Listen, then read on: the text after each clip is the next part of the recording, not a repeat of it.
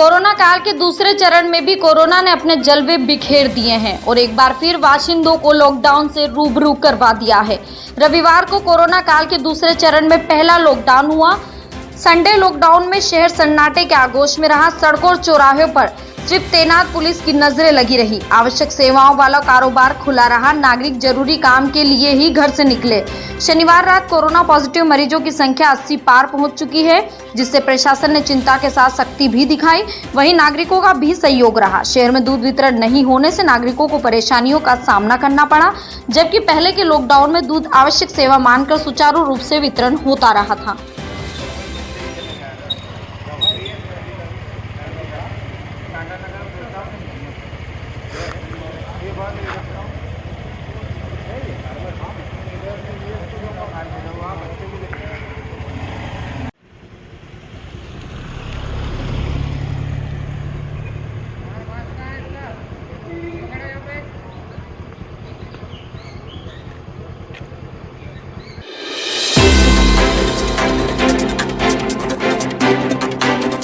फाल्गुन मास में मनाए जाने वाले रंगों का पर्व होली इस मर्तबा कोरोना के कारण लॉकडाउन की चपेट में रहा।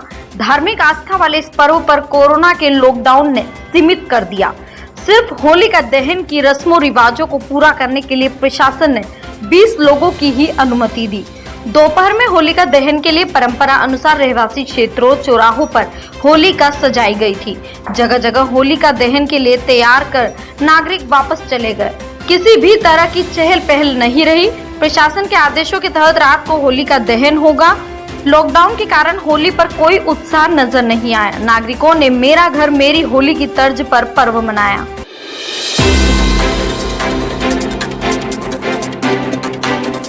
इसे तो शायद विडंबना ही कहेंगे। कैसी है शासन प्रशासन की नीतियां, जिससे अधिक राजस्व मिले वह आवश्यक वस्तु मान ली जाती है। रविवार को लॉकडाउन में ऐसे ही नजारे देखने को मिले। प्रशासन ने शहर में दूध वितरण नहीं होने दिया। शनिवार को ही दूध डेयरियों पर दूध खत्म हो गया। ग्राहकों की भीड़ होने से डेयरी भी बंद हो गई। रविवार की सुबह दूध के लिए नागरिक इधर से उधर भटकते रहे। मासूमों को दूध नसीब ही नहीं हुआ, लेकिन प्रशासन ने शराब की दुकानों को खुला रखा। दूध नहीं मिलने से परेशान नागरिक यह कहते सुने गए कि सरकार की नीतियों में दूध से कहीं अधिक शराब की जरूरत है, तो क्या अब बच्चों का पेट भी शराब से भरे? मलाल तो इस बात का है कि दूध की किल्लत और लॉकडाउन में दूध वितरण पर रोक की खबरें वायरल होती रही, लेकिन हमारे कमजोर नेतृत्व ने कोई पहल तक नहीं की। प्रशासन मन मर्जी करता रहा और संडे लॉकडाउन बिना दूध के ही गुजर गया।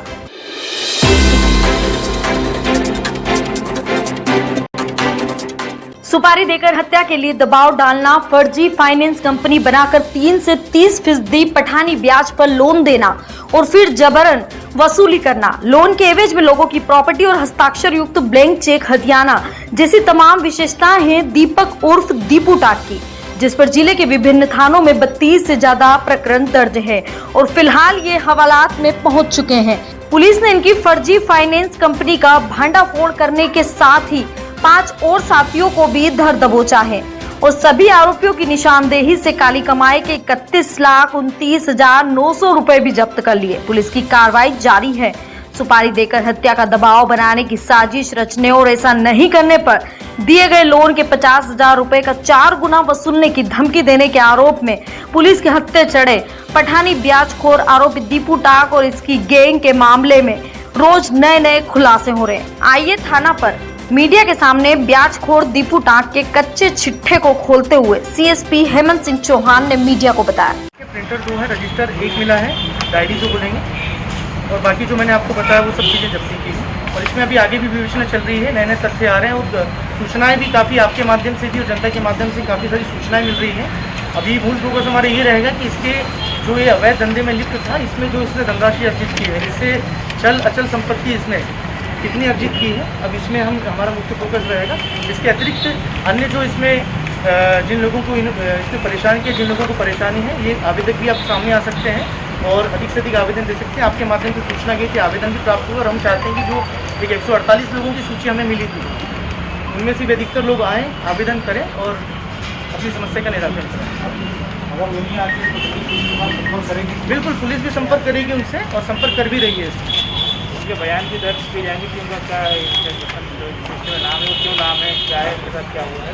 तो 4 व्हीलर और जब्ती में क्या दिया, किसकी जब्ती बिल्कुल में? बिल्कुल, जैसे मैंने आपको बताया कि अभी हमारा मूल फोकस ये रहेगा कि इसने कितनी चल संपत्ति जब्त की। इसमें इसकी गाड़ियों की भी कुछ सूचना मिली है कि कुछ इसने 1000 नंबर की स्पेसिफिक नंबर की गाड़ियाँ इसने ली हैं, तो इसकी कुछ गाड़ियों की भी सूचना है, तो उन गाड़ियों को भी का भी पता लगाया जाएगा, उनकी तुरंत कार्रवाई की जाएगी।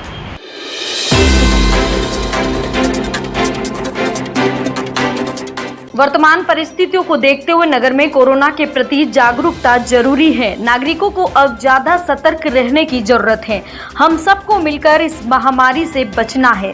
उक्त बात शहर कांग्रेस अध्यक्ष महेंद्र कटारिया एवं जिला युवक कांग्रेस अध्यक्ष मयंक जाट ने अलकापुरी चौराहे पर पूर्व पार्षद वंदना अनिल पुरोहित द्वारा कोरोना से बचाव हेतु दुकानदारों और नागरिकों से जागरूकता हेतु पैम्पलेट स्टिकर वितरण कार्यक्रम में व्यक्त किए। इससे पूर्व पैम्पलेट स्टिकर का विमोचन नगर निगम आयुक्त सोमनाथ झारिया ने करते हुए अभियान की प्रशंसा की और कहा कि कोरोना से बचाव के साथ साथ नगर वासियों को स्वच्छता हेतु भी जागरूक होना पड़ेगा, क्योंकि जब स्वच्छ रतलाम रहेगा तो स्वस्थ रतलाम बनने में कोई रोक नहीं सकता। जागरूकता अभियान की आयोजक अलकापुरी क्षेत्र की पूर्व पार्षद वंदना अनिल पुरोहित ने कहा कि हमें शासन प्रशासन के नियमों का पालन कर बड़ी सावधानी से रहना है, क्योंकि हमारा क्षेत्र अब बहुत संवेदनशील हो चुका है। सभी दुकानदारों से अनुरोध है कि वह ग्राहकों में भी जागरूकता लाए और सावधानी बरतें। इस दौरान अलकापुरी चौराहे पर बिना मास्क के गुजर रहे नागरिकों को रोककर गुलाब का फूल भेंट किया और अनुरोध किया गया कि अपने और परिवार की सुरक्षा के लिए मास्क पहने।